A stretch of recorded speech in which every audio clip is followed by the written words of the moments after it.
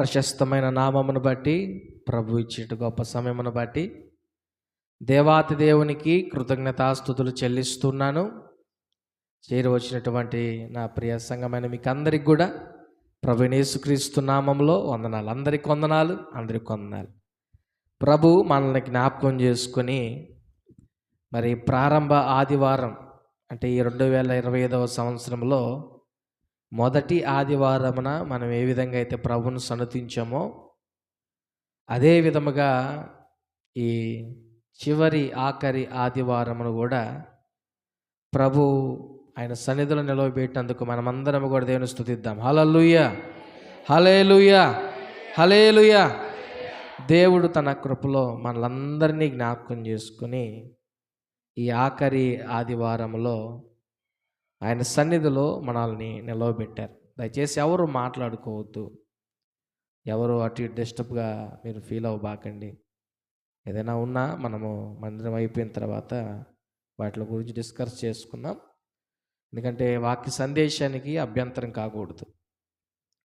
మరి ఈ చివరి ఆదివారం, ఈ ఆదివారం ఆఖరి ఆదివారంగా ఆయన సన్నిధిలో మనం ఉన్నాం ఈ సంవత్సరానికి. ఈ మాట మనకు నార్మల్గా అనిపిస్తుందేమో, కానీ మరణ పడకల్లో ఉంటూ ఉంటారే, ఇంక చనిపోబోతున్నారు అనేవారిని, వారికి ఆ చివరి రోజులు తెలుస్తుంటాయి. వారిని అడిగితే ఆ చివరి రోజు యొక్క ప్రాముఖ్యత బాగా తెలియజేస్తారు. బైబిల్లో కూడా ఒకవేళ మనం హిజ్కియాని కానీ అడిగితే, అయ్యా ప్రవక్త యెషయా వచ్చి చెప్పిపోయాడే నువ్వు మరణిస్తావని, మరి ఆ చివరి రోజు నీ హృదయంలో ఎలా ఉంటుంది అంటే ఆయన చాలా ఎంతో బాధగా చెప్తాడేమో. చాలామంది రిటైర్మెంట్ అవుతూ ఉంటారు వారి వృత్తిలో. గవర్నమెంట్ జాబ్స్లో, ఎక్కువ గవర్నమెంట్ జాబ్స్లో మనం చూస్తుంటాం. వారికి ఇక చివరి రోజు అన్నమాట.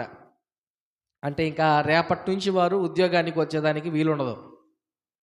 ఆ చివరి రోజు వారు ఆ స్టాఫ్తో కానీ లేదా వారు పనిచేసిన స్థలంలో కానీ కూర్చున్నప్పుడు ఆ చివరి రోజు యొక్క ప్రాముఖ్యత వారు బాగా తెలియజేస్తారు. ఆ గుర్తులు, ఆ అనుభవాలు, జ్ఞాపకాలన్నీ కూడా వారి జ్ఞాపకానికి వస్తూ ఉంటాయి. అంతెందుకు, స్కూల్లో చదువుతున్న పిల్లలు 10th క్లాస్ అయిపోయేటప్పుడు చివరి రోజున వారికి ఎన్నో మెమరీస్, ఎన్నో జ్ఞాపకాలు ఉంటాయి. కాలేజీలో ఉన్న వారికి కానీ, గ్రాడ్యుయేట్ అయ్యే వారికి కానీ ఆ చివరి రోజు అంటే ఇక అయిపోతుంది, ఇంక రేపటి నుంచి వాళ్ళు స్కూల్కి వెళ్ళేదానికి లేదు, రేపటి నుంచి కాలేజీకి వెళ్ళేదానికి లేదు, రేపటి నుంచి వాళ్ళు ఆ గ్రాడ్యుయేట్ పోస్ట్కి అంటే ఆ చదువుకునే ఆ డిగ్రీకి వెళ్ళేదానికి అవకాశం లేదు. అలాగే జ్ఞాపకానికి ఉంచుకోండి, తిరిగి మరలా మనం 2025వ సంవత్సరంలో చివరి ఆదివారానికి మనం వెళ్ళాం. ఇదే చివరి రోజు. ఈ చివరి ఆదివారం అనేటప్పటికీ ఏదో మీకు దేవుడు హెచ్చరిక చేస్తున్నాడు అనేదానికి కొరకు కాదు, కానీ మరో అవకాశాన్ని ప్రభు ఇస్తున్నాడు అనేదానికి ప్రసంగం చేస్తున్నాను.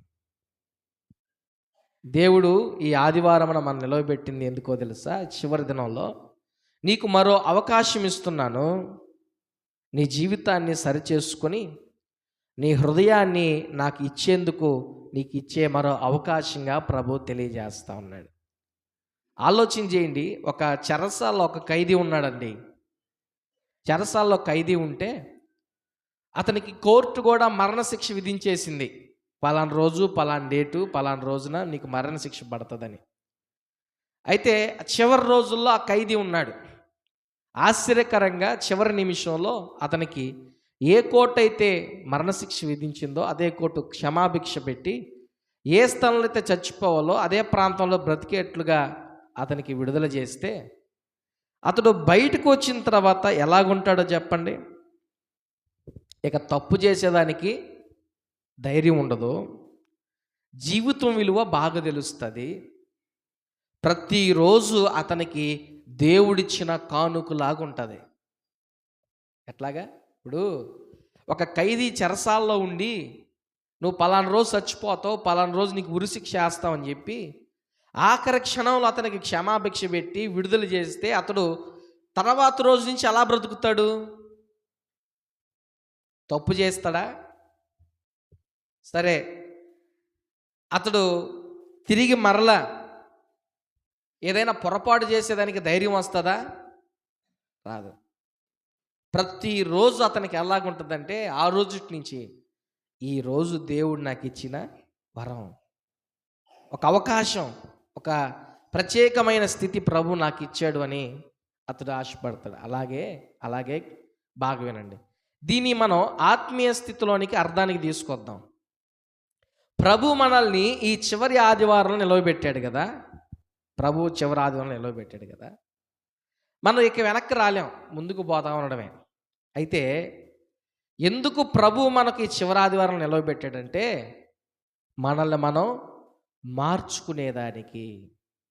ఏంటండి? మనల్ని మనం మార్చుకునేదానికి, మనల్ని మనం యేసయ్య రక్తం చేత పరిశుద్ధంగా కడగబడేదానికి, మనం దేవుని వైపు తిరిగేదానికి, క్రొత్తగా మన జీవితాన్ని ప్రారంభించేదానికి. హల్లెలూయా! ఎలాగా? క్రొత్తగా మనల్ని మార్చుకునేదానికి ప్రభు మనకు ఈ చివరి ఆదివారంలో ఒక అవకాశం. మనం యేసయ్య రక్తం చేత పరిశుద్ధంగా కడగబడేదానికి చివరి ఆదివారం ఒక అవకాశం. తిరిగి మరలా మనం క్రొత్తగా మన జీవితాన్ని ప్రారంభించేదానికి ఒక అవకాశంగా చివరి ఆదివారాన్ని ప్రభు మనకి ఇచ్చాడు. నినివే ప్రాంతానికి పోయి దైవజనుడైన యోనా ఆ ప్రజలతో ఏం చెప్పాడంటే, ఇంకా 40 రోజుల్లో, ఎన్ని రోజుల్లో? ఇంకా 40 రోజుల్లో మీరందరూ చచ్చిపోబోతా ఉన్నారు.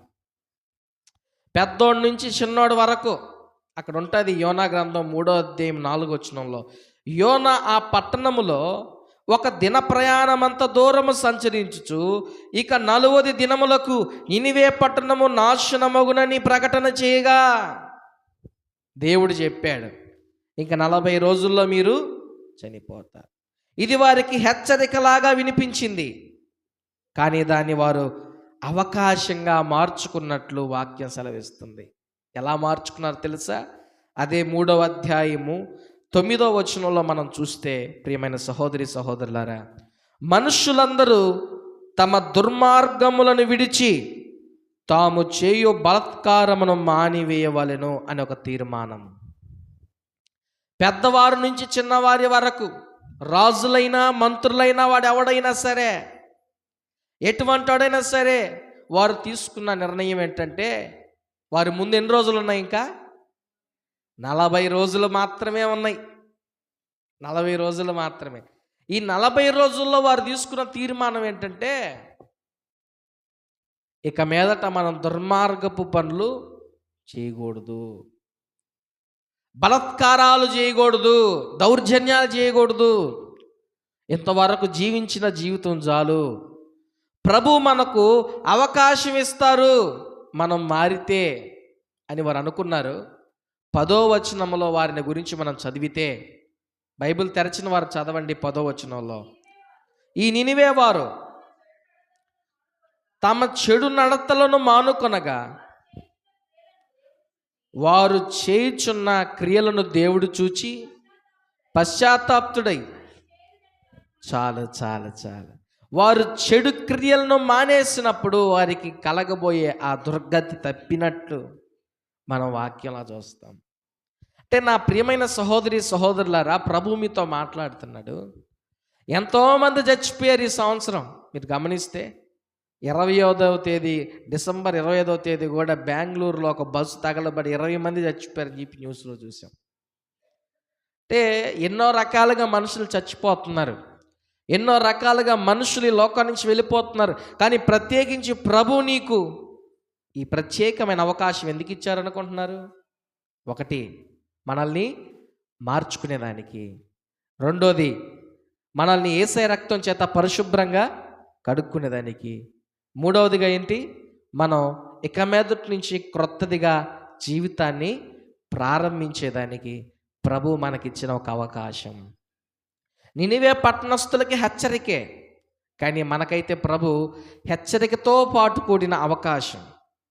అంటే మీరు హెచ్చరిక అంటే నువ్వు చచ్చిపోతావో, పాడైపోతావు, నాశనం అయిపోతావు, బాగలేకపోతావు అని అందరికీ తెలుసు.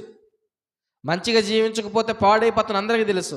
దాన్నే ప్రత్యేకించి ప్రభు చెప్పట్లేదు. కానీ ప్రభు చెప్పాలనుకుంటున్న ఉద్దేశం ఏంటంటే, ఈ చివరి ఆదివారం నిన్నెందుకు నిలబెట్టానంటే నీవు నీవు నిన్ను మార్చుకుంటావని, పాత జీవితాన్ని జీవించుకోకుండా క్రొత్తదిగా నీ జీవితాన్ని ప్రారంభిస్తావని, ఇంకా ఏదైనా పొరపాట్లుంటే నా రక్తం చేత నిన్ను పరిశుభ్రం చేసుకుంటావని ప్రభు ఇచ్చిన అవకాశం.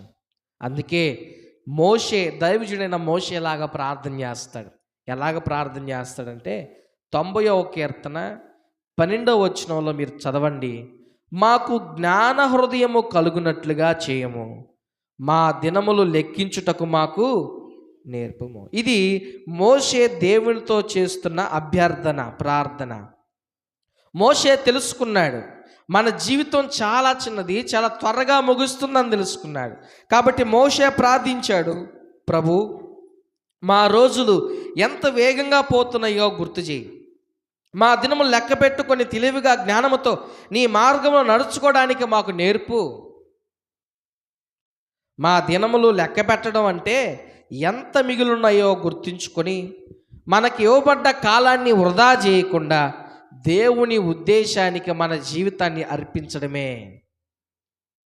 ఇప్పుడు మనిషి ఎంతకాలం బ్రతుకుతాడో మనకు తెలియదా? ఎంతకాలం బ్రతుకుతాడో మనకు తెలియదా? అంటే ఒక 60 సంవత్సరాలు, 70, 80 సంవత్సరాలు అనుకుంటున్నారు. మరి ఏదో ఒక ప్రమాదం వస్తే మనిషి చనిపోతున్నది వేరే విషయం. ఏమీ లేకుండా ఉంటే 60, 70, 80 సంవత్సరాలు అనుకుందాం. ఒక్కోరికి 15 సంవత్సరాలు వచ్చి ఉంటాయి, ఒకరికి 20, ఒకరికి 30, ఒకరికి 40, ఒకరికి 50, ఇలాగ సంవత్సరాలు వచ్చి ఉంటాయి. అయితే ఆలోచించి ఇక నీ రోజులు ఎంత ఉన్నాయో నీకు అర్థమైపోతూ ఉంటుంది. అర్థమవుతుంటుందా? ఇంక నేను ఎంతకాలం ఈ లోకంలో జీవిస్తానో అర్థమవుతుంటుంది. నీ శరీరం చెప్తా ఉంటుంది. నీకు వచ్చే నడువుల నొప్పులు, కంటి చూపు మాంద్యం, నీ శరీరం సహకరించకపోవడం, సరిగా అరక్కపోవడం, ఇవన్నీ కూడా నీకేం తెలియజేస్తాయి అంటే నీ కాలం చాలా తక్కువగా ఉంది అని తెలియజేస్తూ ఉంటాయి. అయితే ప్రభు ఇంకా ఎందుకు ప్రభు నిలవబెట్టాడో తెలుసా? ఎందుకు నిలవబెట్టాడో తెలుసా? నిన్ను పూర్తిగా మార్చుకునేదానికి, యేసయ్య రక్తం చేత నిన్ను కడిగేదానికి. నీ జీవితాన్ని మోషే చెప్పినట్లుగా జ్ఞానముతో ఒక మనిషి ఒక రోజులో ముందుకు వెళ్ళకపోతే ఆ వ్యక్తి తన జీవితాన్ని, దేవుని ఉద్దేశానికి తన జీవితాన్ని అర్పించలేడు. ఆయన అంటాడు చాలా స్పష్టంగా, మాకు జ్ఞాన హృదయము కలుగునట్లు చేయి, మా దినములు లెక్కించుటకు మాకు నేర్పు. మా దినములు లెక్కించేదానికి మాకు నేర్పు అంటే దినములు ఇంత ఉన్నాయి అని మనకు తెలిసినప్పుడు మన హృదయంలో జాగ్రత్త అనేది ఉంటుంది. జాగ్రత్త అనేది ఉంటుంది. చాలామందికి పిల్లలకి హాలిడేస్ ఇస్తారు. హాలిడేస్ ఇచ్చినప్పుడు వారికి ఏదో ఒక హోంవర్క్ ఇస్తూ ఉంటారు టీచర్స్. హాలిడేస్లో ఉన్న పిల్లలు ఏం చేస్తారంటే ఇంకా చాలా రోజులు ఉన్నాయిలే రాసేద్దాం అని చెప్పి అనుకుంటారు. వారి ఆటల్లో పడో, ఊర్లకు తిరిగో, ఏదో ఒకటి చేసో ఇక 2 రోజులే ఉంటుంది. ఆ 2 రోజుల్లో వారు ఉదయం నుంచి కూర్చొని కూడు నీళ్ళు లేకుండా రాస్తారు. ఎందుకు తెలుసా? వారికి తెలుసు ఇక 2 రోజులు మాత్రమే ఉంది. ఈ 2 రోజులు రాయకపోతే ఖచ్చితంగా పనిష్మెంట్ ఉంటుంది, లేదా ఇన్సల్ట్ జరుగుతుంది, లేదా ఇంకేదైనా ప్రాబ్లం వస్తుంది. ఇంకా 2 రోజులే ఉంది కాబట్టి నేను రాయాలని చెప్పి కూర్చుంటారు. ఈ 10 రోజులు రాయరు, 30 రోజులు రాయరు, 20 రోజులు రాయరు. అలాగే ఈ ఉదయకాల సమయంలో ప్రభు మీతో చెప్తున్న మాట ఏంటో తెలుసా? మన దినములు మనం లెక్కించగలిగితే మనం జ్ఞానంతో బ్రతికేదానికి ప్రభు మనకు సహాయం చేస్తారు. దేవుడు ఏ ఉద్దేశంతో అయితే ఈ లోకంలో మనల్ని పుట్టించాడో ఆ ఉద్దేశాన్ని బట్టి మన జీవితాన్ని ప్రభువుకు అర్పించడం ప్రారంభిస్తారు. ఈరోజు చాలామంది అలాంటి పరిస్థితుల్లో లేరు, పాడైపోయినారు. అందుకే యిర్మీయా ప్రవక్త ఇజ్రాయేలుతో అంటున్న మాట ఏంటంటే చూడండి, విలాపవాక్యములు 3వ అధ్యాయం 40వ వచనంలో మనం చూస్తే, మన మార్గములను పరిశోధించి తెలుసుకుని మనము యెహోవా తట్టు తిరుగుదుము. ఆయన అంటున్నాడు, మన మార్గములను పరిశోధించి తెలుసుకొని మనము యెహోవా తట్టు తిరగదాం అంటున్నాడు. ఈ మాట ఇజ్రాయేల్తో చెప్తున్నాడు. ఎందుకు చెప్తున్నాడు అంటే వారి పరిస్థితి బాగలేదు. యెరూషలేము విధ్వంసమైపోయింది. ప్రజలు బబులోను చెరలోనికి పోయారు. ఆత్మీయంగా ఊరు పతనమైపోయింది. కాబట్టి ఇర్మియా అంటున్నాడు, మన మార్గాలను పరిశోధించి మనం ఏం తప్పులు చేశామో, ఏ పొరపాటులో ఉన్నామో ఒకసారి తెలుసుకొని మనం వాటిని సరి చేసుకొని యెహోవా తట్టు తిరగదాం రండి అని ఇర్మియా ప్రజలను ఉద్దేశించే చెప్పట్లేదు, తన్ను ఉద్దేశించి కూడా మనమందరం యెహోవా తట్టు తిరుగుదాం అంటున్నాడు. ఈ రోజున యెహోవా తట్టు తిరగకపోతే నా ప్రియమైన సహోదరి సహోదరులారా, ఈ చివరి ఆదివారంలో ప్రభు మీతో మాట్లాడుతున్న మాట, నిన్ను మార్చుకునేదానికి అవకాశం పోగొట్టుకుంటావేమో, నిన్ను పరిశుద్ధపరచుకోలేవేమో, నీ జీవితాన్ని క్రొత్తదిగా ప్రారంభించలేకపోతావేమో. గుర్తుపెట్టుకో, కొన్ని అలవాట్లు మనం మానేయాలి ఈ సంవత్సరం. కొన్ని సంబంధాలను సరి చేసుకోవాలి. కుటుంబంలో కొన్ని సంబంధాలు సరిగా ఉండవు, మనస్పర్ధలతో ఉంటాయి. మన ఇంట్లో భార్యతో కావచ్చు, భర్తతో కావచ్చు, బిడ్డలకు తల్లిదండ్రులతో కావచ్చు, అన్నదమ్ములతో కావచ్చు, సహోదరి సహోదరులతో కావచ్చు. ఆ సంబంధాలను సరి చేసుకునే అవకాశం ప్రభు మనకి ఈ సంవత్సరం ఇచ్చాడు. కొన్ని పాపాలకు దూరంగా ఉండాలి. అంటే మనం ఏ పాపాలు ఏ పొరపాట్లో ఉన్నా మనకు తెలుసు. ఏదైతే మనకు పాపంగా అనిపిస్తుందో దానికి దూరం అయిపోవాలి. అంతేకాదు, ఈ రోజు నుంచి దేవుని మీద నీకు విశ్వాసం గొప్పగా పెరగాలి. కొన్ని విషయాల్లో విశ్వాసంలో నువ్వు సన్నగిలిపోయి ఉన్నావు. దేవుని మీద నమ్మకానికి నువ్వు దూరం, చాలా దూరంలో ఉన్నావు. అయితే ప్రభువు చెప్తున్న మాట ఏంటో తెలుసా? నీ అలవాట్లు మానుకోవాలి, నీ సంబంధాలను సరి చేసుకోవాలి. ఏదైతే నీకు పాపంగా అనిపిస్తుందో వాటికి దూరం అయిపోవాలి. దేవునిపై విశ్వాసాన్ని పెంచాలి. హల్లెలూయా. ప్రభు నీకు ఇచ్చిన ఈ అవకాశాన్ని నువ్వు ఒకవేళ చేజార్చుకుంటే నా ప్రియమైన సహోదరి సహోదరులారా, ప్రభు నీ పట్ల చూపించే ప్రేమను కృపను నువ్వు మర్చిపోతావు. సిలువలో మరణిస్తున్న దొంగ ప్రభుతో అంటాడు, ఆ చివరి క్షణం ఆ విలువ అతనికి బాగా తెలుసా? అతనికి ఏమనిపిస్తుందంటే, కొంత సమయానికి నేను చచ్చిపోతాను, కొంత సమయానికి నేను ఇంక అయిపోతాను, ఇంక నా జీవితం క్లోజ్ అయిపోయింది. కానీ ఇంకొక దొంగ ఉన్నాడు పక్కన. అతను అప్పటికీ కూడా ఏమంటున్నాడంటే, ఇప్పటికైనా నేను బ్రతికితే మరలా హ్యాపీగా ఈ లోకంలో జీవించవచ్చు అని చెప్పి అతను అనుకుంటున్నాడు. కానీ అతనికి తెలిసిన విషయం ఏంటంటే, ఇది నా చివరి సమయం, చివరి దినం, ఇక చివరి సమయంలో క్షణంలో నేను ఉన్నాను. ఆయన అంటాడు, ప్రభువా నీ రాజ్యంలో నన్ను జ్ఞాపకం చేసుకో. చాలా అద్భుతంగా ఆ చివరి క్షణాన్ని తను సద్వినియోగం చేసుకున్నాడు. ఆ చివరి సమయాన్ని చాలా అద్భుతంగా గొప్పగా సద్వినియోగం చేసుకున్నాడు. నా ప్రియమైన సహోదరి సహోదరులారా, దేవుని దగ్గరకు రాబోయే వ్యక్తికి చివరి అవకాశం దేవుడిస్తాడు. జీవితాంతం చేసిన తప్పులు ఒక్క నిజమైన పశ్చాత్తాపంతో శాశ్వత పరిష్కారంగా మారుతుంది. గట్టిగా చప్పట్లు కొట్టండి. హల్లెలూయా. వినండి, జీవితాంతం నువ్వు చేసిన తప్పులు నిజమైన పశ్చాత్తాపంతో శాశ్వత మార్పు పొందుకుంటుంది. ఒక్క నిజమైన పశ్చాత్తాపం. అలాగా పరిశుద్ధ గ్రంథంలో ఎంతోమంది మార్చబడిన వారు ఉన్నారు. ఎంతోమంది దుర్మార్గంలో ఉన్నవారు బాగుపడిన వారు ఉన్నారు. ఈ రోజున ఈ లోకంలో ఉన్న ప్రజలు ఎందుకు బాగుపడటం లేదంటే, క్రైస్తవులు ప్రత్యేకించి నిజమైన పశ్చాత్తాపం, నిజమైన మార్పు అనేది క్రైస్తవుల హృదయాల్లో ప్రభు చూడలేకపోతా ఉన్నాడు. ఒకవేళ నీవు అలాంటి పరిస్థితుల్లో ఉంటే, చాలా రోజులు వేచి చూచాడు దేవుడు. నోవాహు ఓడ అనే తలుపులు తెరిచి ప్రజలు వస్తారేమో అని చెప్పి చూశాడు. కానీ ప్రజలు రాలేదు. దేవుడు ఏం చేశాడంటే, ఆ ఓడ తలుపును మూసేశాడు. ఆఖరి సమయం, ఆఖరి నిమిషం అనేది ఇక అయిపోయింది. అప్పుడు ప్రజలు ఏడ్చారు, అంగలార్చారు, ఎంతో వేదన చెందారు, రోధించారు. కానీ వారికి ఎలాంటి లేదు. అంటే చివరి అవకాశం ముగిసింది.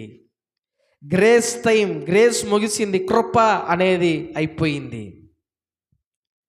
ఇక ఆ సమయానికి నీవు నేను ఏం చేయలేము.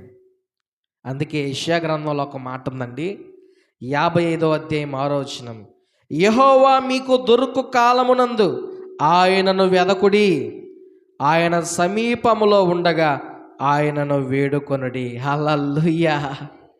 యెహోవా మీకు దొరుకు కాలమునందు ఆయన్ని వెదకండి, ఆయన సమీపములో ఉండగా ఆయనను వేడుకొనుడి. హల్లెలూయా.